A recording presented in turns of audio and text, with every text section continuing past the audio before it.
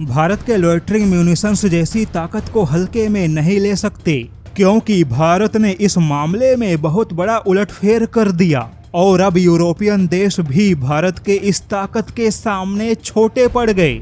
Loitering munitions, जिसे अन्य नामों से भी जाना जाता है, जैसे कि सुसाइड ड्रोन या कामिकेज ड्रोन भी कहा जाता है।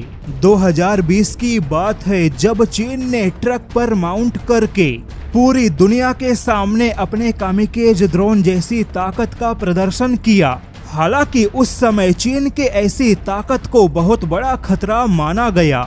जब चीन के ऐसे ताकत को बहुत बड़ा खतरा माना गया, तब उस समय भारत ने भी ऐसे ताकत के मामले में आत्मनिर्भर बनने का लक्ष्य रखा और केवल 4 या 5 साल की बात है, भारत ने सुसाइड ड्रोन के मामले में पूरे स्थिति को पलट के रख दिया।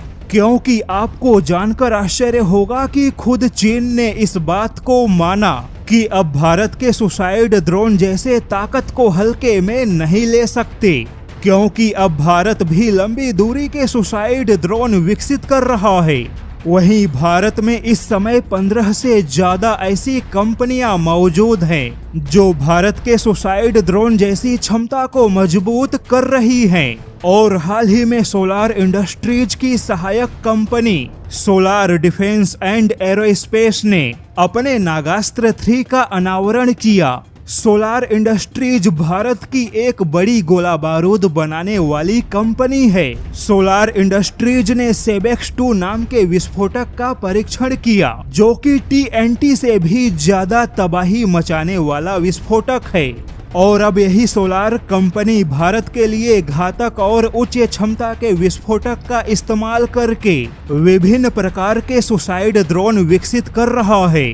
चीनी think tank China institute of international studies ने अपने एक हालिया रिपोर्ट में इस बात को स्वीकार किया कि अब भारत के विस्फोटक जैसी क्षमता को हल्के में नहीं ले सकते, क्योंकि भारत विस्फोटक जैसी क्षमता के मामले में यूरोपियन देशों से कहीं ज्यादा बड़ी ताकत बन चुका है। स्मार्ट बम हो या ग्लाइड बम, सुसाइड ड्रोन हो या फिर कोई भी ऐसा हथियार जिसका मुख्य आधार विस्फोटक है, भारत ने ऐसे सभी हथियारों में चौंकाने वाली क्षमता हासिल की और अब भारत अपने ऐसी क्षमताओं का निर्यात कर रहा है। हालांकि चीनी थिंक टैंक इस बात को लेकर और ज्यादा हैरान है।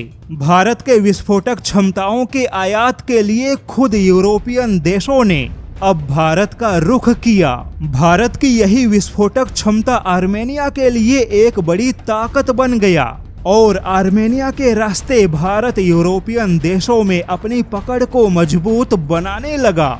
ऐसे में अब चीनी थिंक टैंक ने यह माना कि भारत के विस्फोटक जैसी क्षमता को अब कम करके आंकने की गलती नहीं करनी चाहिए।